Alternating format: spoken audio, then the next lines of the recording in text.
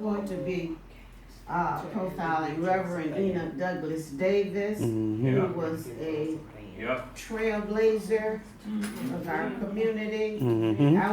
It's amazing what Joyce just said. That was part of my speech. No, just to open. I was wanting more children here because of some of what I'm going to say you already know about Reverend Davis. And I was hoping that the children would be here. I had shared this with Cookie. I said our children need to know more about why they can go to school with white children now. Why we can go into hotels and motels, and there are people right here in St. Petersburg. All our black doctors fought for us. Our pastors fought for us back in the 40s, 50s, and 60s, and that's why we can do some of the things we do now. And so they need to know. I know it, you know it, but our younger generation does not know that because they don't teach it in the school. Right. And so it's our responsibility to teach our children. Reverend Davis, let me just tell you a little bit about him. He was funny. He was a talker. He loved to talk. He was just a gracious man. In our family, when we would eat, he had a real sense of humor that you would not. He was real dry with his humor, but you could get it, and you would just laugh yourself crazy. Yeah, he would. Had a sense of humor that was so different. He just loved people. You see him in the streets, and if you got close enough to him, he'll start a conversation with you. That's right. He would. He loved music. Yes, he did. Good music. Oh my God, he loved music. And these are just a little bit of what he was like. Now Don could tell you a lot more, and Cookie could tell you stuff that I don't even know about him. But you would have. Aaron could tell you. See, Don used to travel with him, and he knew some intimate stuff about Uncle. We called him Uncle Enoch. And everybody, I don't know, I'm talking about children. Everybody was his uncle. Everybody called him Uncle Enoch. Nobody in the church, the children I'm talking about, did not call him Reverend David. All the children of the church called him Uncle Enoch. So that's the kind of person he was. Okay, now I'm going to tell you a little bit about him. On June 13, 1908, a son was born to Abram and Moselle Davis at Burke County, Georgia. This son, the last of 16 children, grew to become the Reverend Enoch Douglas Davis, who had touched countless hearts, souls, and minds throughout the greater portion of his 77 years. Most of his early life was spent sharing chores to aid his family in Waynesboro, Georgia. He lived and worked there until he embarked upon a transverse southward, which would greatly impact the course of the remainder of his life. This book, On the Bethel Trail, it is so good, y'all. I tell you, I read it, and it's just wonderful. And then there's some things in there that can make you angry too. Enoch Davis arrived in St. Petersburg, Florida, in November 1925 to join the eldest sister, Clara, and her family. As a teenager, he landed his first job in St. Petersburg, paving streets for the Georgia Engineering Company. He laid brick. And these bricks was called Augustus. Augusta bricks. Yeah, Red bricks. Park Street. Yep. The Pink Street? No, not the Pink He Street. became affiliated with the Second Bethel Baptist Church while still a young man. as he rendered his service to the Lord throughout those early years as usher, Sunday school teacher, choir member, Baptist training union, member of the board of deacons, and church clerk. His dedication to Second Bethel and his affirmation of faith became further edified. He felt a compelling urgency to respond to his call to the ministry. In May 1930, just short of his 22nd birthday, Enoch decided his initial sermon at Second Bethel. Later the same year, he was licensed to preach. After a sudden resignation of the pastor of Second Bethel, he was selected as a candidate for the pastorate. Feeling somewhat inexperienced for the tall task, he twice declined the nomination, Wow. but eventually was encouraged by those around him who had tremendous faith in his leadership abilities. He was ordained on December 8th, 1931, and initiated his pastorate of Second Bethel in January 1932. A pastorate which would extend throughout the next 52 years. Over those years, Bethel membership grew from 180 to 700 members. Under his leadership, the congregation voted to change the name of the church from Second Bethel Baptist Church to Bethel Community Baptist Church. Milestones along the trail. Enoch strive for the advancement of the black community as a whole, as well as taking steps to improve himself as an individual. It was his feeling that to recognize and identify shortcomings was the most important, but to make the resolve to do something about those shortcomings was a greater task to pursue. In the efforts toward attaining quality education, he undertook studies at various intervals in his life as opportunities were available to him, even during his later adulthood. And these are some of the education classes that he took to better himself. He received his associate in arts from Florida Memorial College, his Bachelor of Arts, Florida A&M University, Theological Studies, Garrett Seminary, Evanston, Illinois, Masters of Religious Education, Interdenominational Theological Center, Atlanta, Georgia, Honorary Doctor of Divinity degree, Florida Memorial College, Miami, Florida. Advanced Studies in Education, University of South Florida, Tampa, Florida.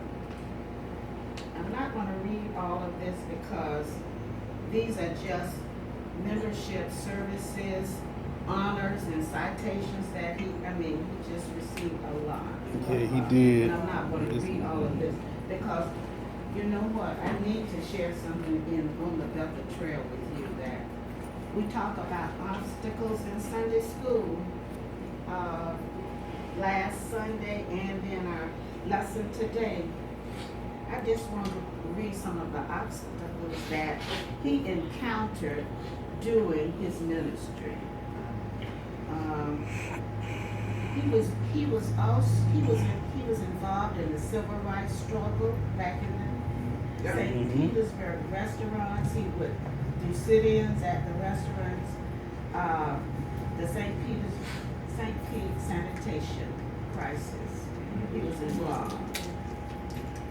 Let me turn to page 130.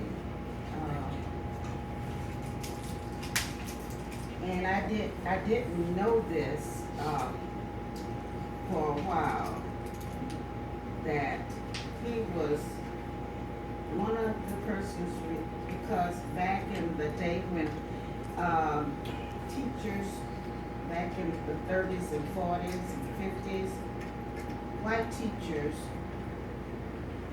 were being paid more than black teachers. And Reverend Davis was one of the persons responsible, or was the person responsible for fighting for black teachers. And we began to get equal pay. Amen. There were, when he would travel to Tallahassee for school, when he would come one day or one night, it was daytime when he started, but then a storm set in, a lot of rain and lightning and what have you, and he had a flat tire.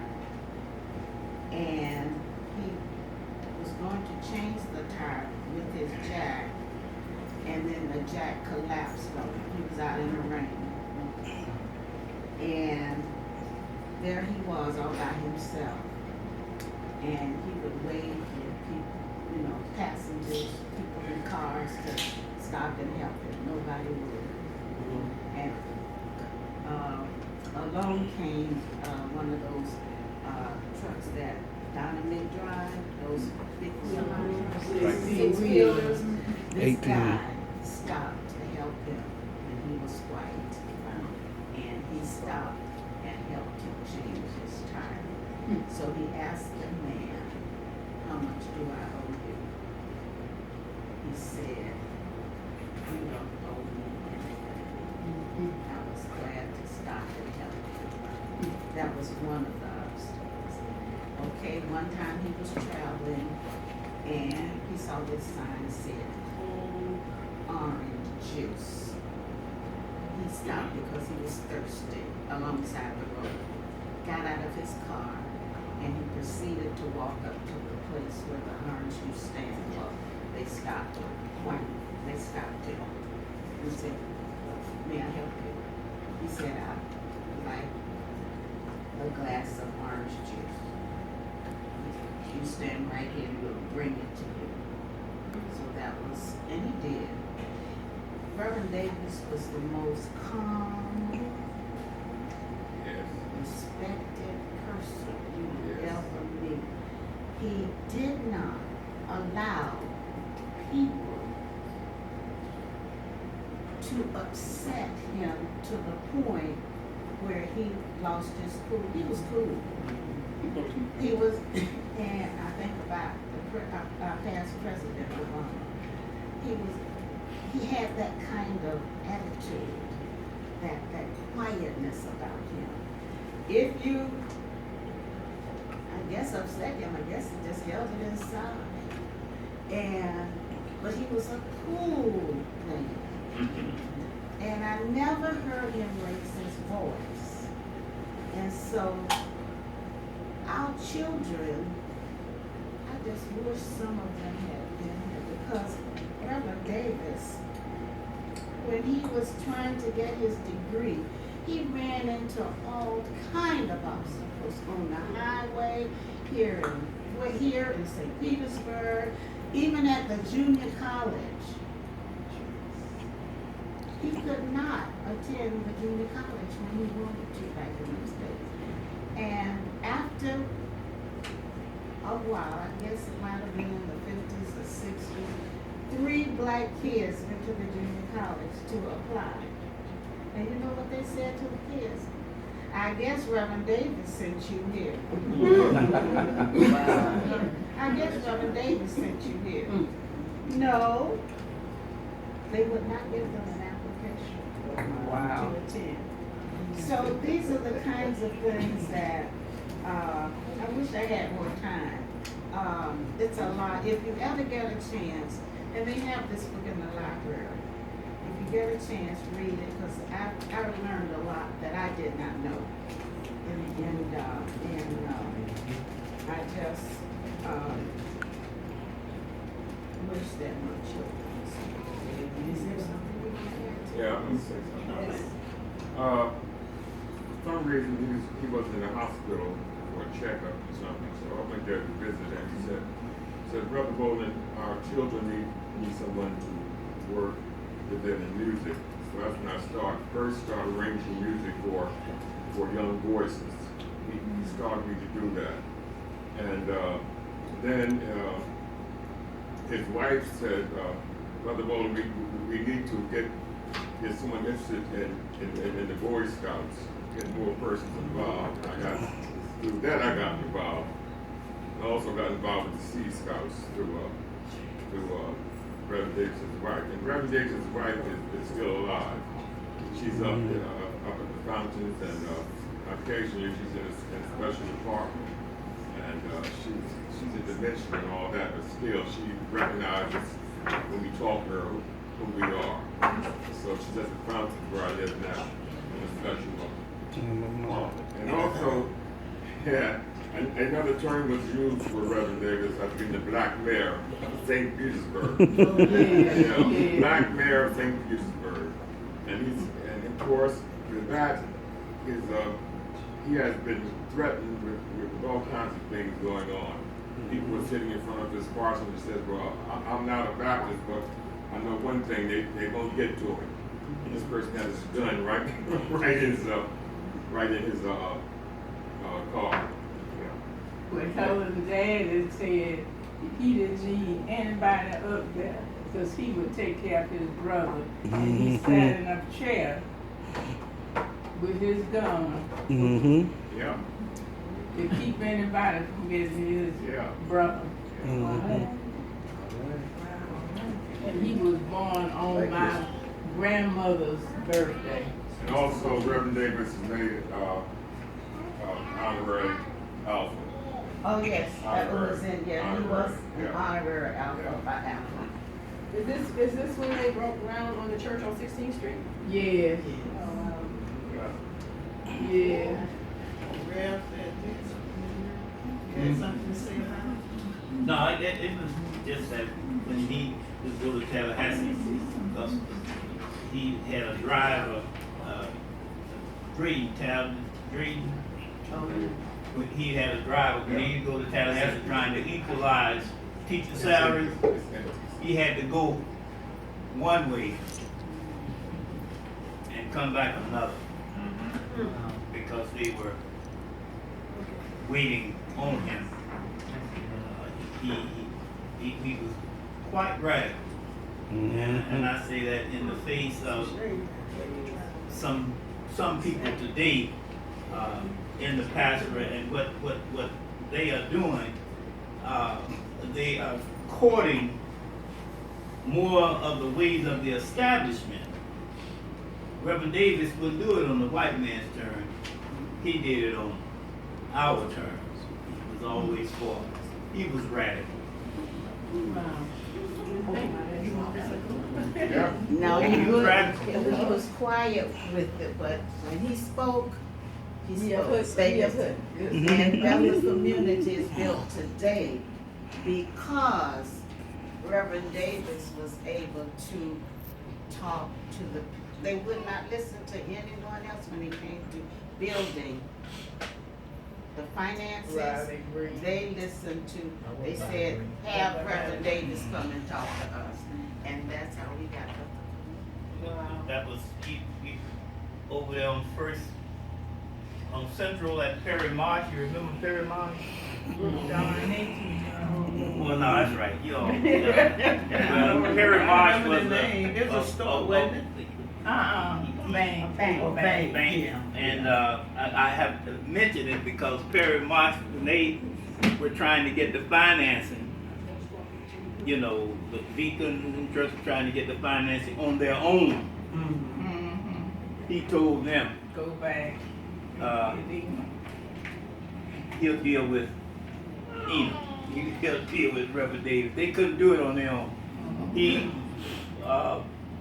They were trying to do it in the financial sense. By each one of them had so much they would put up.